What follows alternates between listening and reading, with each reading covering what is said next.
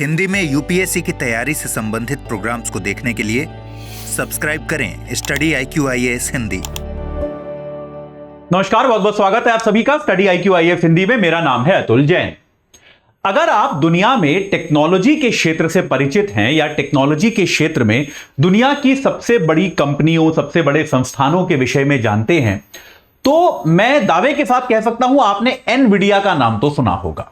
Nvidia technology के क्षेत्र में, भले ही वो आपका आर्टिफिशियल इंटेलिजेंस हो, भले ही वो आपका सेमीकंडक्टर हो, इन सब क्षेत्रों में दुनिया की सबसे बड़ी कंपनियों में से एक है।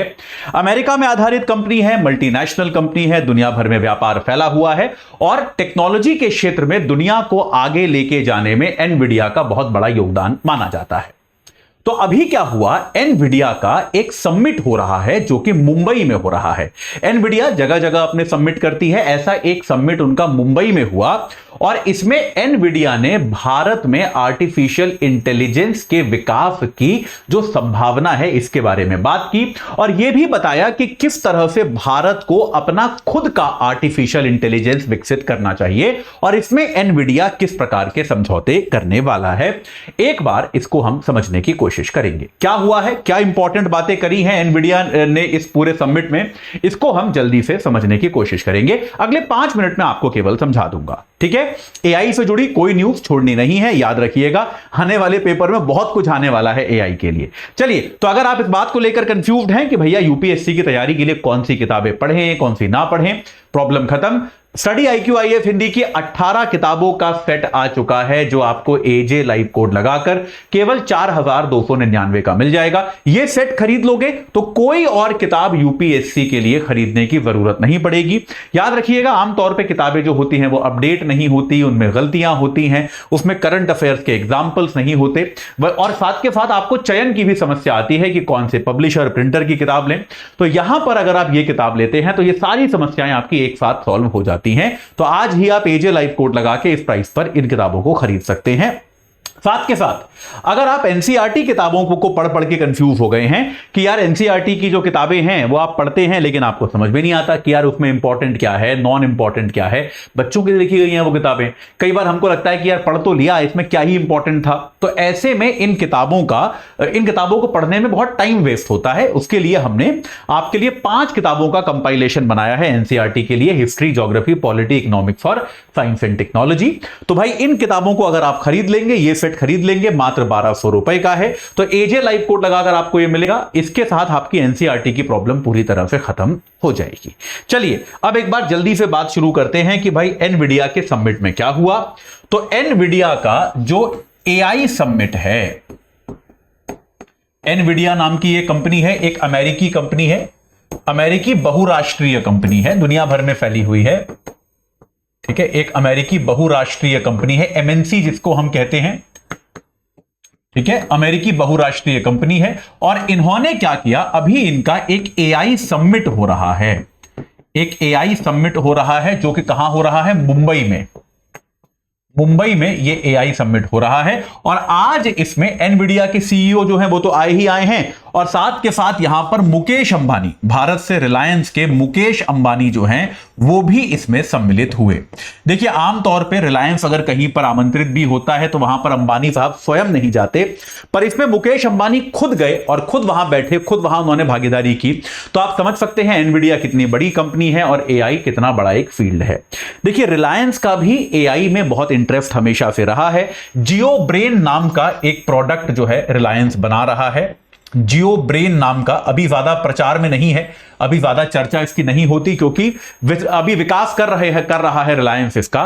लेकिन इनका जो AI का पूरा एक जिसको हम कह सकते हैं इनका एक प्रोजेक्ट है वो जियो ब्रेन के नाम से चलता है। खैर, तो एनवीडिया की इस बैठक में एनवीडिया के CEO साहब ने क्या कहा, उन्होंने कहा कि निश्चित तौर पर भारत को अपना खुद का AI विकसित करना पड़ेगा, भारत को अपना AI विकसित करना चाहिए। और इसके लिए इन्होंने वो उदाहरण दिया जो हम अक्सर अंग्रेजों के टाइम का उदाहरण देते हैं। क्या दिया आपको बताता हूं, क्या भारत को अपना खुद का AI विकसित करना होगा, क्योंकि यहां पर ये क्या कहते हैं कि AI के विकास के लिए जो भी कच्चा माल चाहिए वो तो आपके पास है।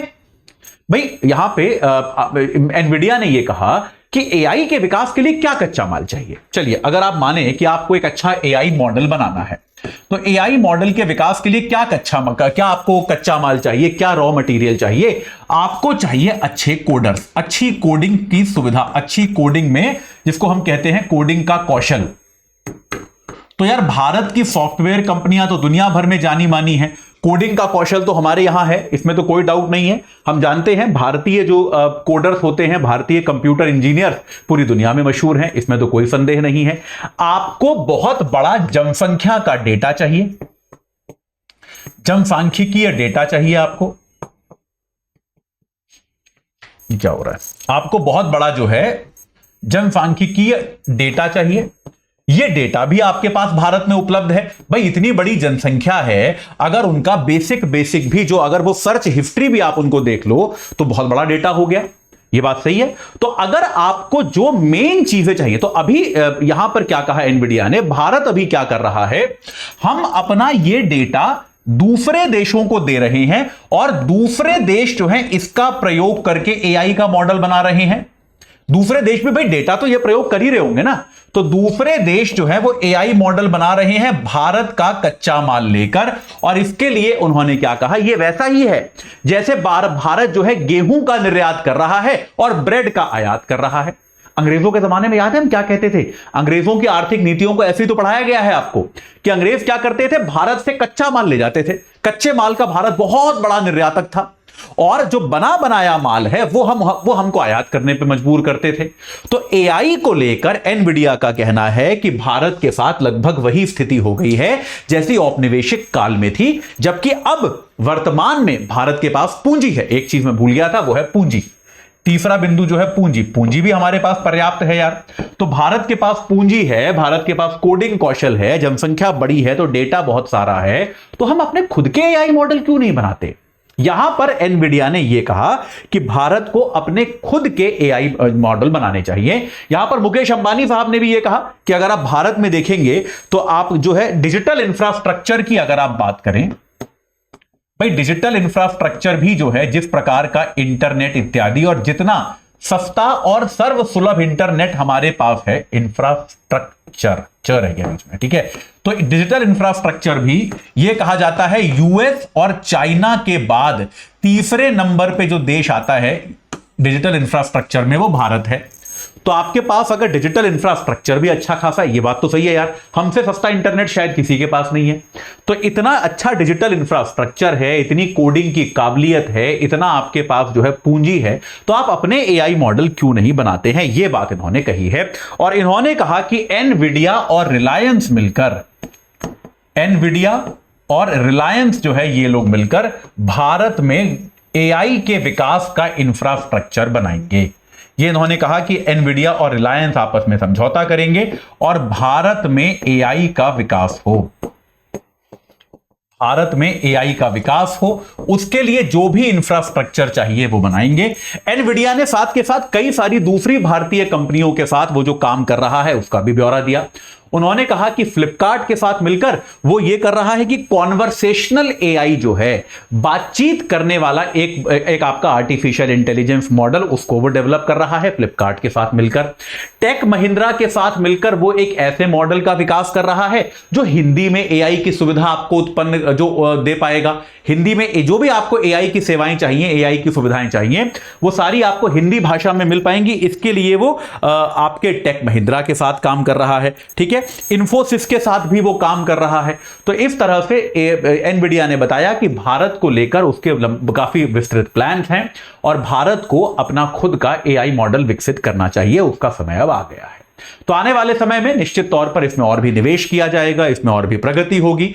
जैसे जैसे इसका विस्तार होगा वैसे वैसे मैं आपको इसके बारे में बताता रहूंगा, लेकिन अभी के लिए बस इतना ही, ठीक है। चलिए, जाते जाते आपको फिर से बता देता हूं कि भाई एनसीईआरटी पढ़ने में कंफ्यूजन मत पालिए। ये 5 किताबों का सेट खरीद लीजिए, एजे लाइव कोड लगा के सारा एनसीईआरटी का प्रॉब्लम खत्म हो जाएगा, जो टाइम खराब होता है वो भी बच जाएगा।